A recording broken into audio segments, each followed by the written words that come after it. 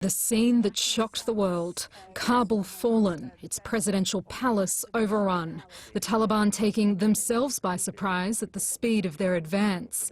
Little doubt now to the secret of their success. Without Pakistan, the Taliban would be one of a number of nuisances that have come and gone from Afghanistan. They provided military training, arms. It was an invasion of Afghanistan by Pakistan through its proxies. This man, Hibatullah Akhundzada, has been their so-called supreme leader since 2016, but he hasn't been seen publicly in years. Their chief negotiator, Abdul Ghani Baradar, now in Kandahar, is the de facto political leader of the country.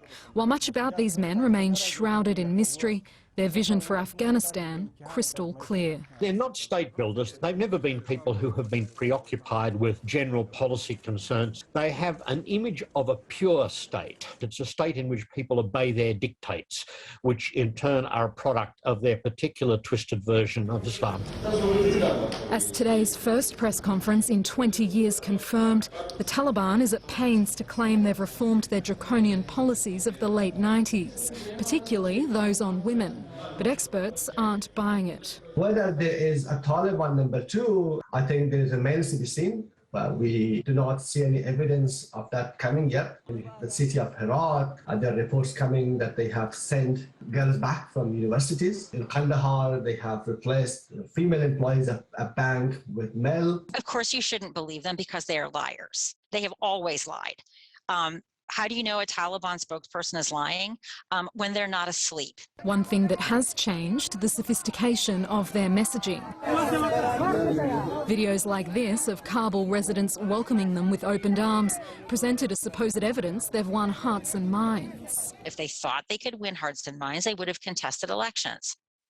Right? But they never did that because they knew they don't win hearts and minds. What the Taliban do is that they terrify hearts and minds. That terror on display this week at Kabul's airport.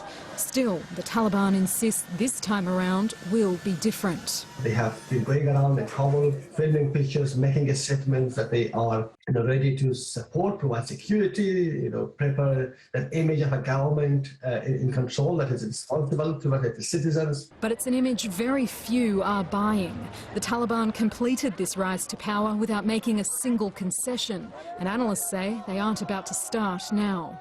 The danger moment will be in 6 to 8 weeks' time when the foreigners are largely gone, when international attention has drifted from Afghanistan. And at that point, I think we'll probably witness serious attempts to shut down communications. That's when some experts fear a return to violence. It's an overwhelmingly youthful population. They've grown up expecting a different world than what their parents confronted. For them to achieve their Jurassic fantasy of a Afghanistan trapped in the 8th century, they're going to have to do a lot of killing.